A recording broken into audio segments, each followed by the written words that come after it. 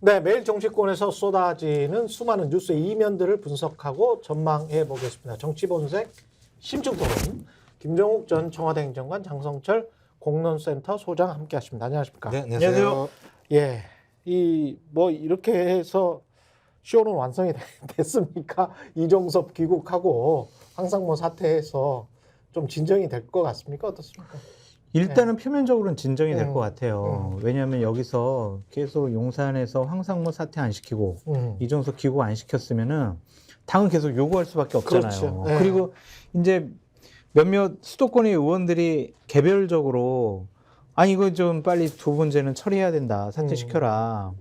그랬는데 집단적인 목소리가 나올 가능성도 있었거든요. 아, 이러다는 진짜 정말 큰일 난다. 예, 대통령 이거 빨리 정리해라 라고 집단적인 목소리가 나오면 대통령실과 당의 분란과 갈등과 대립으로 총선 치르는 건 불가능해져요. 그렇지. 그래서 네. 그냥 약간 수습하려고 했던 것이 아니냐라는 생각이 들고 근데 지난주 토요일 날 비서실장 뭐 정무수석 등이 관저로 쳐들어가가지고 네. 이거 큰일 난다고 막 물가 이거 잘 하셔야 되고 이거 두 사람 정리해야 된다라고 시국 수습책을 얘기를 한 것 같습니다.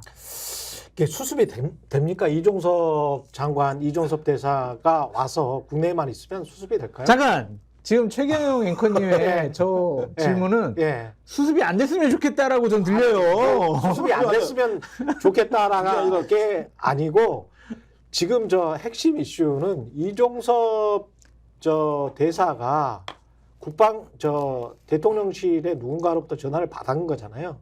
그 전화를 누구로부터 받았는지가 지금 안 밝혀졌잖아. 그러니까 본인이 말을 해야 되잖아요. 근데 그거를 말을 안 하고 지금 한 2주, 3주 동안 버티면서 가만히 있으면 야권이랄지 시민단체랄지 뭐 언론이랄지 이런 쪽에서 가만히 뭐 여기 있으니까 괜찮아요. 뭐 진실은 안 밝혀줘도 돼요. 이렇게 있을까? 이거는 일종의 쇼 같다는 거죠. 그러니까 진실은 그 관련해서 누가 전화를 했냐? 그리고 전화한 사람이 만약에 대통령실에 누구라면 그 다음에 어떻게 사태가 전개될지는 아무도 몰라. 맞아요. 사실은. 그러니까 일단 제가 볼 때 이종섭 황상무 효과는 다 끝난 거죠. 예. 그러니까 이미 국민들한테 다 반영이 된 거예요. 그러니까 되게 뒷북을 친 상황이기 때문에 뭐 이게 돌아와서 봉합이 됐다 이런 식의 얘기하는 건 진짜 민심과 어긋난 얘기예요. 아니 민심이 바랬던 건 뭐냐면 저따구 얘기하는 수석을 갖다 내버려둬 대통령이 그럼 빨리 쳤어야 되는 거죠. 정리 못했죠. 이종섭은 본인이 보낸 거잖아요. 호주로 계속 들어오라고 얘기하는 상황에서 적어도 한동훈 비대위원장부터 해서 들이받으니까 어쩔 수 없이 제가 볼 때는 마지못해 아침 6시 49분에 사의를 갖다가 수용하겠다고 얘기하는 게 예. 저한테 문제는 이건 중요하지 않다는 거예요. 이제 사의를 수용해도 뭐라고 그러고 안 해도 뭐라고 아니, 그러고 도대체 어떻게 하라는 얘기입니까? 아침 6시 49분에 수용했다는 아니, 건 이렇게 정성스럽게 수용해야지. 밤새도록 고민, 고독한 그게 결단을 두 문장이야? 사의를 수용합니다. 저한테 뻔한 거잖아요. 대통령이 아침에 전화해가지고 야 받아라 그냥 이렇게 해서 받은 거 아니에요? 따지고 보면 그냥 알린 거잖아요. 네. 그러니까 이건 마지못해 받은 거죠. 누가 봐도. 아이고 더럽고 치사해서 야 받아. 근데 그러면 그게 끝난 게 아니라 네. 아니, 그러니까 자기 핵심 이철규가 뭐라 그랬습니까? 이재명의 민주당과 무엇이 다르겠느냐라고 한동훈 딱 바로 그냥 까버린 거잖아요. 근데 네. 이철규가 자기가 얼마나 대단한 힘이 있다고 한동훈 비대위원장을 들이받겠습니까? 대통령 의중이라고 볼 수밖에 없는 거잖아요. 그러니까 알았어 그렇게 해달라니까 해주겠는데 아니 예를 들면 왜 한동훈은 내 말 안 들어? 라고 하는 대통령의 경로의 의중이 이철규를 통해서 등장한 건데 하필이면 비교 대상이 이재명 당대표를 비교한 거예요. 그러니까 한동훈 비대위원장의 행태를 보니까 비례 공천 과정에서 이재명 당대표처럼 사천을 해서 이런 얘기 하는 거잖아요. 이종섭에서 갑자기 한동훈으로 넘어가시죠. 이 효과 끝났다니까요. 아, 그러니까 끝났다. 이종섭 전 국방부 장관을 이쪽에 서울로 데리고 와서 여기에 앉혀놓는다고 해서 아 잘했어 대통령 대단한데라고 얘기를 절대 못 듣는다고 이건 끝났다니까요. 아니 나는 근데 네. 이해가 잘 안 되는 게 경로의 포인트가 뭐야? 대통령이 왜 화를 내는 거예요? 왜 아니 본인이 시민사회 수석 임명했지. 그 다음에 이종섭 대사 누가 임명해서 본인이 임명했잖아. 본인이 임명했는데 시민사회랄지 이쪽에서 언론에서 지적을 한다고 해서 왜 화를 내지? 이랬던 것 같아요. 이제 제가 얘기 듣기로는 토요일 날 네. 관저에 이제 비서실장하고 정무석이 들어가가지고 네. 자 이렇게 정리하셔야 됩니다. 그랬더니 네. 대통령께서 이것들이 때로 몰려와가지고 나를 협박을 한다고 다 나가! 협박을 해가지고 대통령을 협박할 수 있는. 중앙일보 보도가 참 중앙일보가 가장 자세하게 나온 것 같은데 그 내용을 정리해가지고 그런 거잖아요. 말씀하신 것처럼 때로 몰려와서 그렇죠. 그 표현 썼어요? 때로 몰려 아니 본인이 말씀하신 때로 3명이 갔다는 거잖아요. 거기 그렇게 아니 때로 간 게 아니라 뭐 비서실장, 정무수석, 그다음에 홍보수석이 가서 사태가 문제가 그분들도 얼마나 무서웠으면 혼자 안 갔겠어요. 그죠. 그랬더니 원칙을 함부로 훼손할 수는 없지 않느냐라고 반문했다는 거잖아요. 원칙이 뭔지 잘 모르겠습니다. 아니 근데 이 원칙이 뭐야? 그러니까 제가 볼 때는 원칙이 뭐야? 근데 도대체 그러니까 대통령의 원칙. 고유 권한 인사권 침해하지 말아라. 내가 결정한다. 왜 너희들이 이런 얘기를 하느냐? 아무도 잘못했다. 이제 이해했어. 아니요 그 원칙도 이해했어. 있습니다만 그다음 나온 먼저 각 사안의 본질을 제대로 국민께 설명하자. 했잖아요. 아까 잘못한 것이 정확히 뭔지를 확인하고 난 다음에서야 이 문제에 대해서 처벌할지 말지 얘기를 해야 돼서 내가 시간을 갖고 좀 보자는데 니들이 뭔데 나한테 그렇게 문제제기야. 내가 시간 갖고 본다고 얘기했잖아. 왜 내가 얘기한 걸 못 알아들어라는 얘기를 한 거잖아요. 그러니까 왜 대통령한테 되들어 이런 얘기거든요. 각 사안의 본질은 뭐예요? 그러니까 예를 들면 황상무 문제 같은 경우 아니 내가 임명한 자니까 내가 판단해서 내가 예를 들면 그만두게 하면 그만두게 할 거야. 니들이 뭔데 집단적으로 와서 당이 항명식으로 나한테 얘기해라고 얘기한 것 같고 황상무는 비상식적이고 이상한 발언을 한 걸 보면 이 사람은 시민사회 수석으로서 적합한 사고방식을 가지고 있는가? 아니 저는 이렇게 최경화 앵커님의 이 판단에 전혀 동의할 수가 없어요. 그래요? 시민사회 수석으로 자격이 없는 게 아니라 대한민국 국민으로서 자격이 없어요. 그래요. 심하다. 아니 알겠습니다. 비판을 하면은 획할. 제가 좀 모자랐습니다. 아니 정말 이거 좀 죄송합니다. 실망스러워요. 예. 아니 비판하면 획할로 찌르는 이거 이럴 수도 있어라고 얘기를 하는 사람이 어떻게 대한민국 국민일 수가 있어요. 이거는 말이 안 되는 거예요. 100% 거기에 동의합니다. 그렇죠?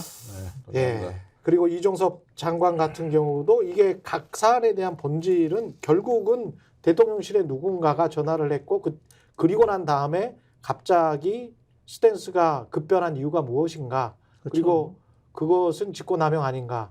그 직권남용은 대통령실 또는 심지어는 대통령까지 연결되는 게 아닌가? 그게 본질이거든. 그렇죠. 맞습니다. 근데 이거를 이 질문에 대해서 이종섭 장관, 이종섭 대사가 국내에 귀국해서 가만히 있거나 형식적으로 공수처에 가서 무슨 조사를 받거나 이걸로서 떼워지냐 이거지. 안 되죠. 그러니까 이게 질문은 계속 그 질문이 나올 텐데 이게 떼워지냐. 그러니까 또 예를 들면 저번에 4시간 수사받은 것 때문에 요거도 먹었잖아요. 4시간 수사라고 하는 게 수사 잠깐 받고 잠깐 쉬었다가 내가 무슨 얘기를 했는지 다 이렇게 검토하는 거잖아요. 그러니까 실제적인 수사는 제가 볼 때는 1시간에서 1시간 반 정도 이뤘다고 밖에 볼 수 없는 상황인데 이번도 마찬가지거든요. 그러니까 수사를 하려면 증거 자료들을 다 분석을 해야 돼요, 실제적으로. 그다음에 그 내용을 가지고 그 사람이 하는 발언하고 이게 맞는지 안 맞는지 확인하고 증거를 확인해야 되는 거거든요. 근데 지금 수사가 잘 진행이 안 된 거잖아요. 그러니까 이게 송영길 케이스인데 그렇게 들어오라고 난리를 쳐놓고 야, 왜 수사 안 해? 그랬더니 조금만 기다려봐. 우리가 검토를 아직 못했다니까. 지금 공수처가 그런 거잖아요. 압수수색을 해서 아래로부터 얘도 결제 라인이 올라오는 과정에 대해서 압수수색을 했으니까 증거물품을 가지고 하나하나 확인해서 맞춰본 다음에 문제가 있어야 당신을 불러가지고 뭐를 묻든지 할 거 아니야라고 얘기를 하는 측면이 있는 건데 똑같이 지금 송영길 당대표가 했던 것처럼 야, 가서 얘기하면 될 거 아니야. 너 올라와 서울로 와서 너 바로 가서 예를 들면 수사 받아 이런 식의 얘기를 하는 거잖아요. 저는 그래서 제가 볼 때는 이 문제는 본질은 아닌 것 같고 중앙일보 평가는 원칙론이 그런 것 같아요. 여론 압박이나 정치권이 공세에 떠밀리듯 국정 운영을 할 수 없다는 게 윤 대통령의 원칙론이라는 거예요. 그러니까 내가 내 마음대로 할 거야. 국민은 항상 옳다면서요. 중앙일보 평가예요. 중앙일보가 이렇게 원칙론을 이렇게 해석을 했다는 거여서 나는 떠밀려서 안 해. 내가 결정하는 거야. 이렇게 얘기하는 거죠. 제 얘기가 중앙일보가. 근데 이제 공수처장 그 직무대행의 대행으로 김성기 부장검사를 앉힐 수도 있다고 하는 건데 윤석열 라인으로 이분은 평가를 받는 것 같고 이렇게 하면은 수사사부 이종섭을 지금 수사하고 있는 수사사부를 견제하기 위한 것 아니냐 뭐 이런 이야기가 나오고 있고요. 근데 이게 또 이렇게 보도가 돼 버렸기 때문에 또 이렇게 해서 김성규가 들어가서 또 수사가 미온적으로 흐른다. 그러면 또 그것도 또 지적받을 것 같단 말이지. 정확한 지적이시죠. 공수처장 직무대행의 대행으로 앉히는 게 과연 이게 가능한 일인지라는 좀 생각이 들고 공수처를 왜 만들었습니까? 권력형 비리를 제대로 수사하기 위해서 또 검사들이 어떤 짓을 했는지 그런 것들 수사 제대로 하기 위해서 만든 건데 그렇죠. 이 공수처에 대해서 윤석열 대통령은 처음부터 필요 없는 조직이다라고 인식을 하고 있었지만 국가의 시스템으로 갖춰졌잖아요. 그럼 이 시스템이 잘 작동되도록 공정하고 객관적으로 투명하게 이 시스템이 운영이 되도록 옆에서 보기만 해야 돼. 네. 말을 하면 안 돼. 맞아요. 예. 그런데 지금 여기에 뭔가 감추려고 수사에 개입하려고 하는 모습을 보인다. 또 그러한 수사 라인도 자기 사람으로 심으려고 한다. 이거는 뭐겠어요? 감추고 싶어 하는 거. 드러나면 안 되는 거. 대통령실이 당장 불러가지고 수사해라 뭐 이런 식으로 이야기를 하는 것 자체가 개입이야. 아니, 위법이에요. 예. 말하는 거 좀 의견 제시잖아요, 그게. 그렇지. 의견 제시 하지 말라고 법에 나와 있는 건데. 예. 그러니까 예를 들면 공수처법 스스로 갖다 위반하고 있죠. 예. 처벌 조항이 없다고 하더라도 예. 위법 사항이 쌓이게 되면 또 싫어하시겠지만 탄핵 사유 중에 하나예요. 그죠? 그러니까 위법의 중대성을 따지는 거잖아요. 근데 위법은 사실이잖아요.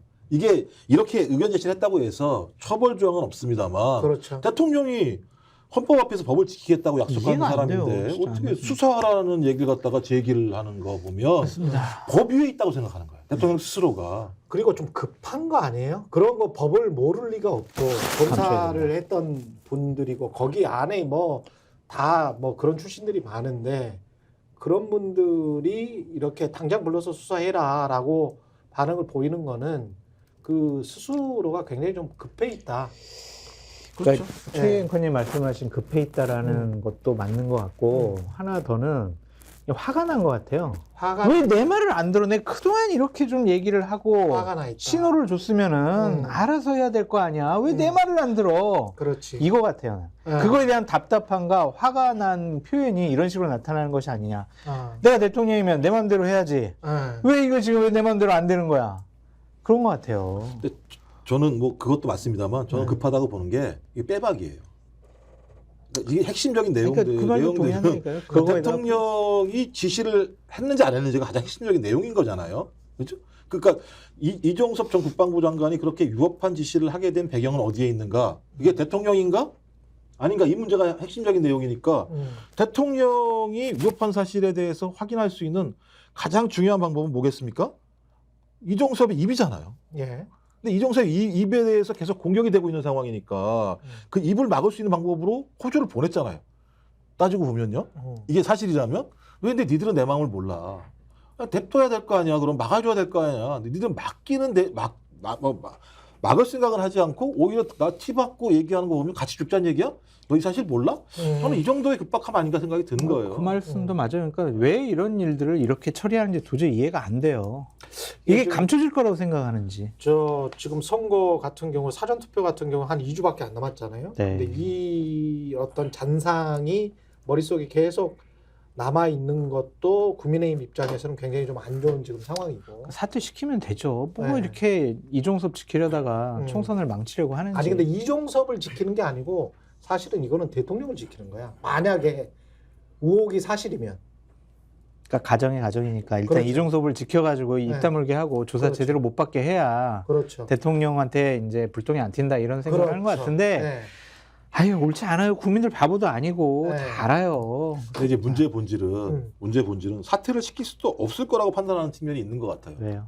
그러니까 적어도 사퇴를 시켜도 아무런 문제가 없을 사람이면 호주로 보내지도 않았을 거예요. 그렇지. 그러니까 가장 예를 들면 약한 고리인 거예요. 그러니까 네. 대통령실이 봤을 때 이 최수근 상병 문제와 관련해서 박정훈 대령 문제에 대해서 가장 큰 아킬레스건 중에 하나는 전 국방부 장관이라고 판단했다라고 볼 수밖에 없어요. 그냥 그렇죠. 다른 사람들은 어떤 형태로든지 직을 유지하거나 아니면 영전을 시키거나 아니면 공천을 주는 방식을 통해서 이 문제를 다 처리를 했었는데 마지막 활용 정점이잖아요. 지시를 한 입이니까 결론적으로는. 아니 그리고 팩트가 나와버렸어. 나왔어요. 그렇죠. 나왔죠. 팩트가 나와버렸어. 대통령실 이태원로에서 그쵸, 전화가 왔은 거잖아요. 그러면 네. 그 전화번호가 나와 있기 때문에 그 전화번호가 공수처가 거기가 안보실인지 어딘지를 이미 확인했다고 봐야 되잖아요. 메모도 나왔어요. 그럼요. 사실은. 그렇죠? 해병대 거의 다 나온 사령관의 거예요. 메모도 네. 나왔기 때문에 예.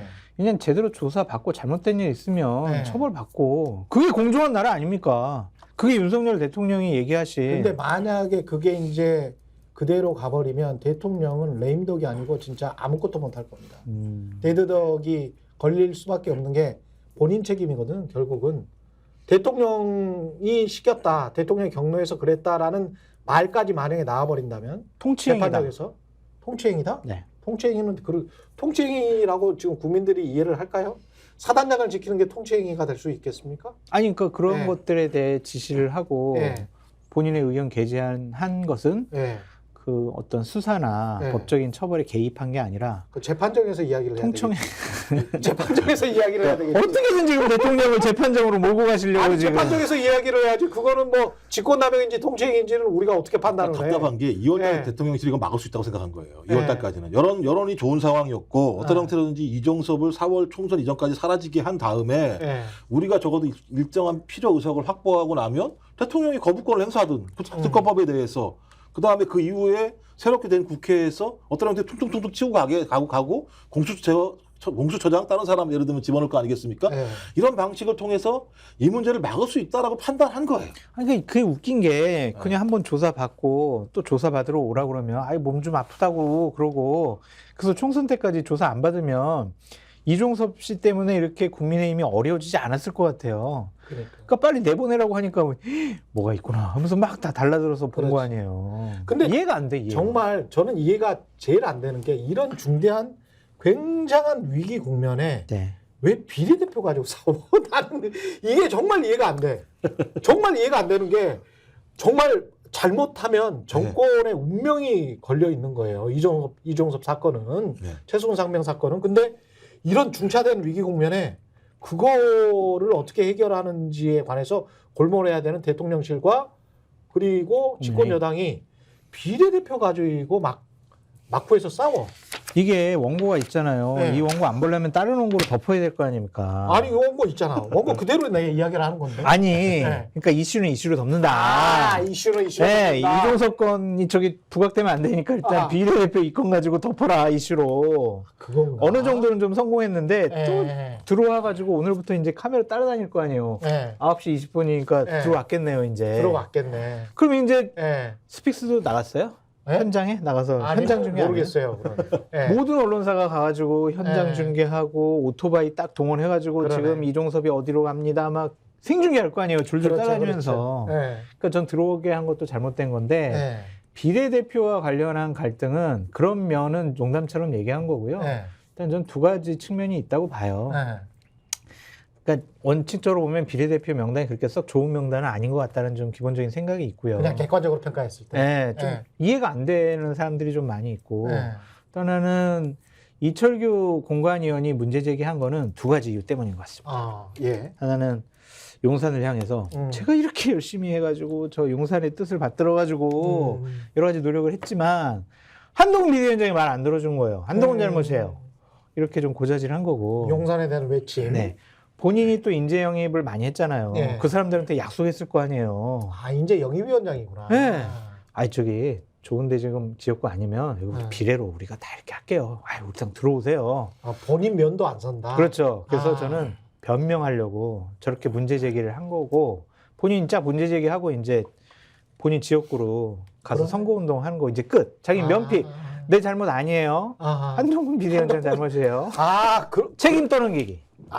그렇게 그럼 봐야 돼요. 조금 좀 이해가 되네. 그렇죠? 아니 예, 저는 이제 조금 더 이해가 그렇게 돼. 따지면 이제 예를 네. 들면 모든 문제의 사단은 네. 이철규에게 제기되고 있는 여러 가지 문제점에 대해서 본인이 방어하려고 이런 사건이 네. 벌어졌다. 네. 아니 그 정도 상황이면 예를 들면 기존 얘기만 하면 끝나는 건데 네. 갑자기 거기다가 한동훈이나 이재명이나 똑같다는 얘기를 할 정도의 상황까지 왜 갔는가라는 부분은 저는 네. 좀 의구심이 있는 그런 거죠. 워딩을 직접 쓰지는 않았는데. 직접 얘기했어요. 핵심이 뭐냐면 약 세 가지예요. 당규 위반했다.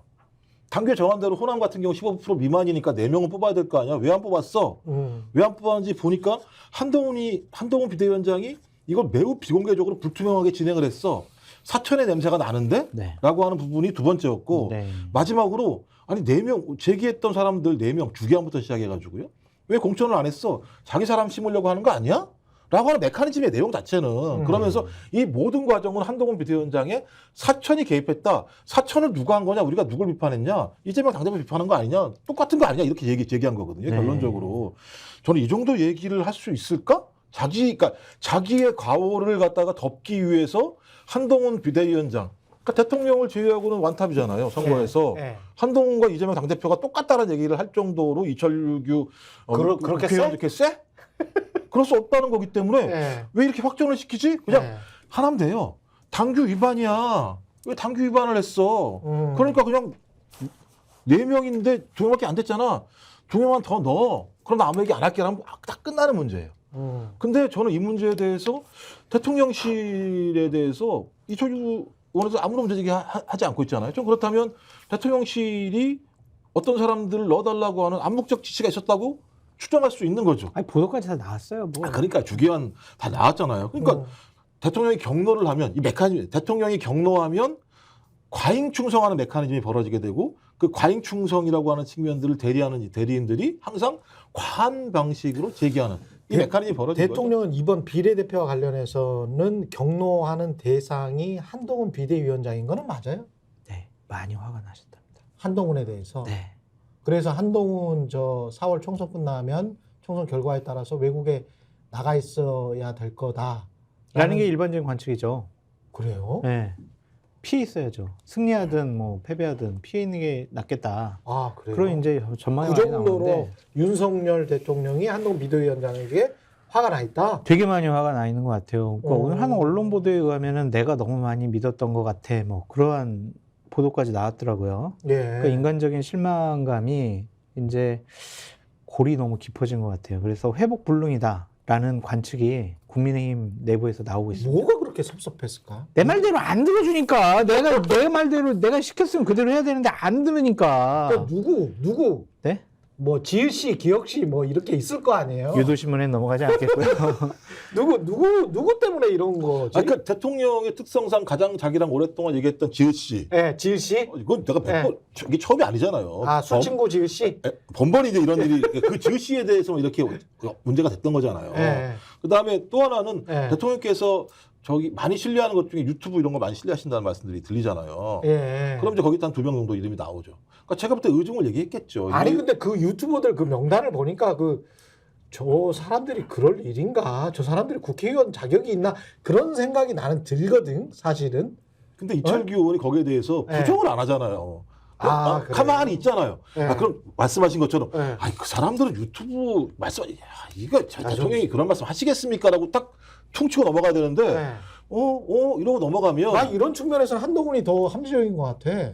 저 한동훈 비대위원장이 용기 있게 네. 지금 당을 위해서 총선 승리를 위해서 아니 이 정도 급이 뭐 비례대표 그것도 집권여당의 비례대표가 되는 거는 말이 안 되는 거 아닌가? 그러니까요. 네. 한동훈 비대위원장에게 응원의 목소리를 전 전달하고 싶습니다. 근데 이제 말씀하신 것처럼 명단이 안 좋다면서요. 비례대표 명단 자체가.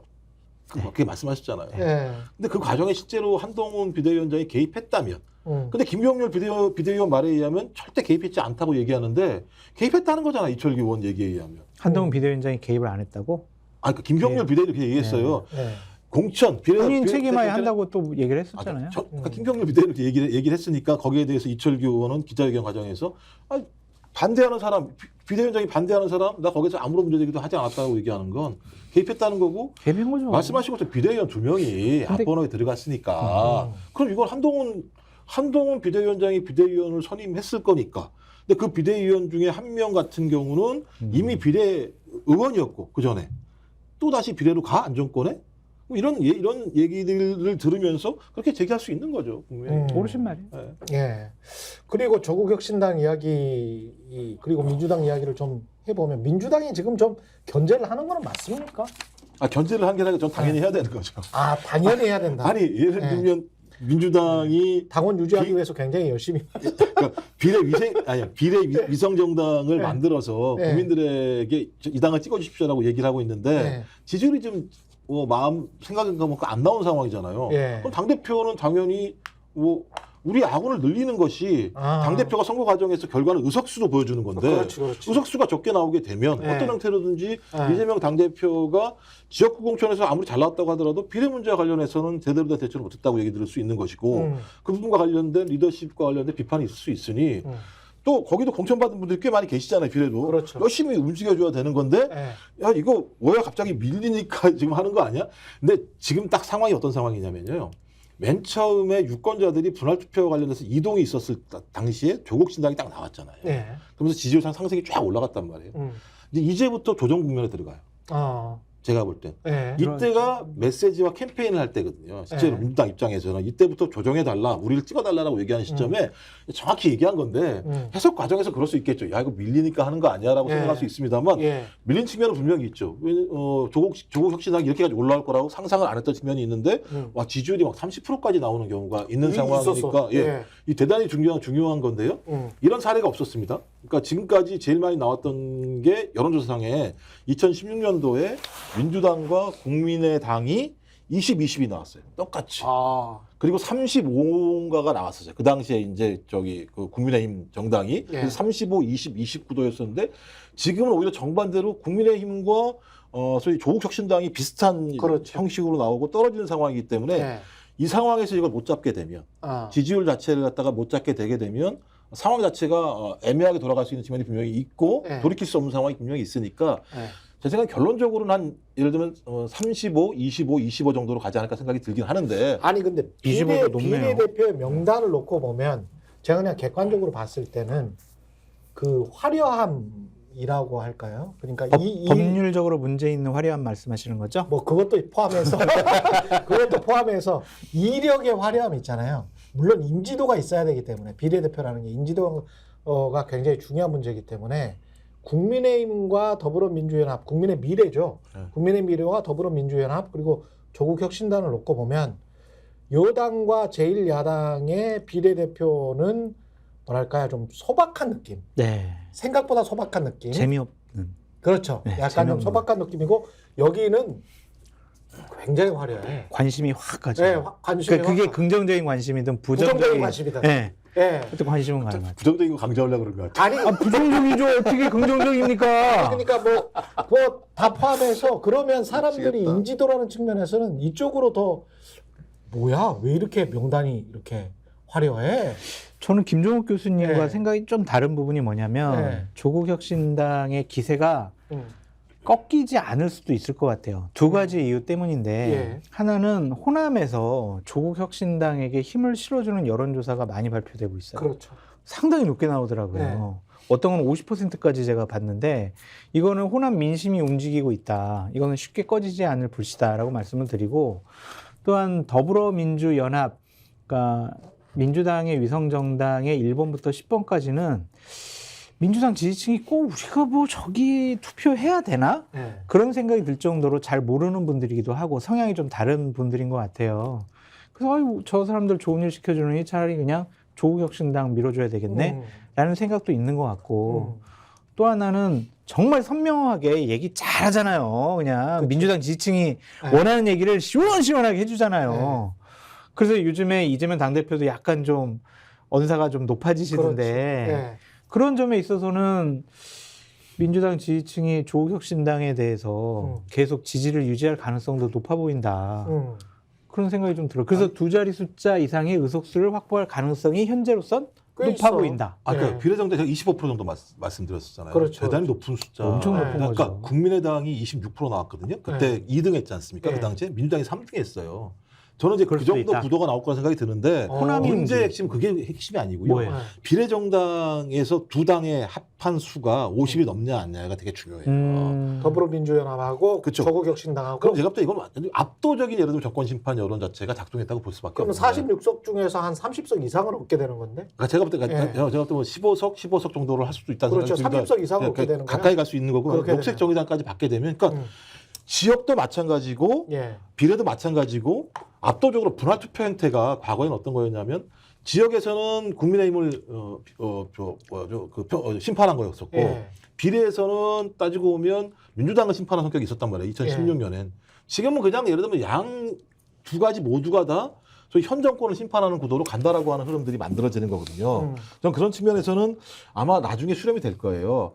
본진이 강해야지 그래도. 조국혁신당도 중요하지만 본진 숫자가 제일 많은 정당이 강해야지라는 생각이 있어서 아마 호남도 마찬가지고 수도권도 마찬가지지만 일정하게 조정하는 국면이 있을 거라는 생각이 드는 것이고 조정한다고 하더라도 과거처럼 이렇게 축 떨어지는 게 아니라 서로 적정하게 분할되는 형태로 가게 되면 저는 이번 선거가 만만치 않은 선거가 될 것이고 이 선거에 가장 최종적으로 공격을 당하는 사람은 윤석열 대통령일 수밖에 없다 이렇게 자, 생각하는 거죠. 여기에서 잠깐 퀴즈. 3월 20일 기준으로 해서 최병천 소장 민주당원이죠. 민주당 쪽의 최병천 소장의 예측은 민주당이 한 140여 개 가져가고 국민의힘이 한 130대 후반을 가져가서 두 사이가 한 5, 6석 정도 차이가 나는 거 뭐 이렇게 지금 예측을 하고 있더라고요. 어떻게 보십니까? 저는 범야권이 한 네. 165개, 범여권이 한 135개 그렇게 좀 보고 있거든요. 범야권이 165개. 네. 비슷하네. 네. 범야권이면 그 이쪽에서 140여 개 가져가면 조국당, 그렇게 뭐 녹색정의당 그렇죠, 다 그렇죠. 합쳐서 한 165개 정도는 네. 더 가져갈 수도 있을 것 같다는 좀 생각이 들어요. 최근 나오는 여론조사를 보면 근데 오늘 수도권을 같은 그렇게 경우는- 하면 한 170%를 얻어야 돼. 충분히 가능하지 않을까요? 이것도 네. 이 정도 나와도 수도권 70% 얻어야 돼. 왜냐하면 한 네. 일주일 사이에 네. 동작 을 같은 경우에 음. 나경원 의원이 한 10% 이상으로 앞서고 있었는데 지금 또 박빙으로 나오고 그러니까. 오늘 나온 여론조사 보면 부산 연제 같은 경우에 예. 진보당. 국민의 후보가 지는 걸로 나왔어요. 그러니까 민심이 막 지금 요동치고 국민의힘에 있구나. 안 좋아지는 쪽으로 가고 있다. 예. 그래서 이종섭이랑 황상무 사건이 어느 정도 일단락 됐으니까 다음 네. 주 여론조사를 보긴 봐야 하는데 그렇죠. 저는 지금 현재 상황에서 이 상황이 지속이 된다면 음. 범야권이 165개 이상도 가져갈 수 있다. 180개 정도도 가져갈 수 있어 보인다. 뭐 그런 생각. 놀라운 게 연재예요, 진짜로. 네. 여론조사. 연재는 진보당으로 단일화됐단 말이에요. 그렇죠. 근데 거기가 이겨요. 꽤 제가 볼 땐 격차가 있어요. 10% 정도. 예. 10% 그럼 이건 되겠죠. 뭐냐면 정당이 중요한 게 아니에요. 국민의힘 윤 대통령 심판하는 게 중요한 거예요. 유권자 흐름이. 분당 갑을 보고 깜짝 놀랐어. 네. 분당 갑 같은 경우도 안철수가 당연히 이겨야 되는 그렇잖아요. 근데 이광재가 긴급하게 투입된 거잖아. 근데 거의 박빙으로 나오더라고. 정권 심판론이 네. 더 강해졌다고 볼 수밖에 없죠. 최근 한 2주 사이에. 그 종로도 그래요. 그렇고 종로도 곽상원이 사실은 거의 정치 신인급인데 최재형과 비교했을 때 곽상원이 또 높게 근데 나오고. 종로는 꾸준히 앞섰어요. 여론조사상 음. 곽상원 후보가 제가 볼 때 바닥을 잘 하긴 한 것 같아요. 그래서 네. 꾸준히 종로는 높았고요. 예. 그래서 제 생각이 그랬거든요. 170대 130 정도로 봤었는데 한 일주일 전에는요. 지금 생각은 이거 잘하면 180대 120 정도 가겠다. 교만해졌어. 아니, 교만해졌어. 진짜. 그러니까 오만해. 교만해. 민주당은 계속 하는 얘기가 뭐냐? 뭐가 교만해요. 저번에도 그렇게 얘기하다가 그렇게 당했잖아요. 그러니까 쌍방이 왜 그러니까 말씀하신 것처럼 네. 무슨 얘기하느냐? 야 어떻게 10%가 확 하고 올라가고 뒤집어지느냐? 네. 김학용 의원 같은 경우가 야 이런 걸 경험한 적이 없다라고 얘기하면서 김학용 의원 지역구도 그러니까요. 조금 쉽지 않아. 10% 이상. 예, 쉽지 않아. 그러니까 정권 심판론이 이렇게 불이 붙은 상황이면 이걸 갖다가 통제하거나 다른 프레임으로 문제를 풀어나가야 되는데 계속 지금 싸우고 있잖아요. 이 국민의힘과 용산은 계속 싸우고 있는 상황이니까 중도층 같은 경우 그럴 수도 있어요. 아유, 나 똑같은데 안 나갈 거라고 하다가 아예 안 되겠는데? 그렇지. 야, 이거 이번에 응징해야겠는데? 그럼 그 층이 나가기 시작하면 제가 대책 없는 거예요. 수도권은. 게다가 지금 저 의대 정원 같은 경우도 처음에는 굉장히 유리했잖아요. 맞아요. 그 여론이 굉장히 유리했는데 지금 정치학에서도 그런 게 있지 않습니까? 소수의 강력한 이익 집단이 늘 다수의 모래알을 이겨. 맞네요.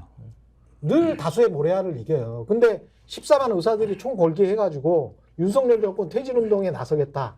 14만 의사가 문제가 있는 14만 의사만 있는 게 아니고요. 그쪽에 가족들이 다 있거든. 그러면 그 숫자가 장난이 아니야. 그러면 이 사람들하고 지금 당장 무슨 이 정책은 다 찬성을 해. 의대정원 찬성을 해. 근데 그게 투표로 이어지는가? 근데 이거는 몰표로 이어지거든. 그러니까 소수의 이권 집단이 강력하게 나오는 거하고 다수의 그 모래알들이 흩어지는 거하고는 꼭 민주주의 선거에서는 그게 결과가 다르더라고.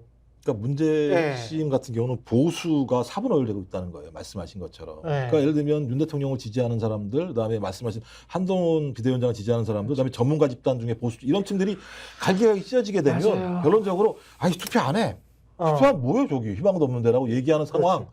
그 상황으로 가지 않게 해야 되는 건데 그 수습을 못 하고 있는 거잖아요. 그 의사들은 그리고 전통적으로 보수 집단이거든. 예, 국민의힘 지지를 해왔거든. 예. 그러니까 우리가 이제 얼마 전에 계속 전망했던 게 예.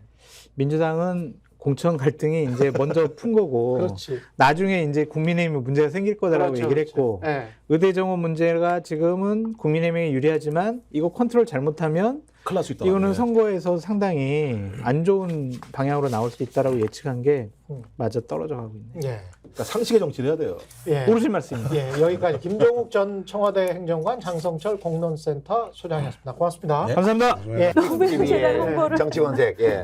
다시 제가 말씀드리죠. 예. 구독, 좋아요, 사랑입니다. 예.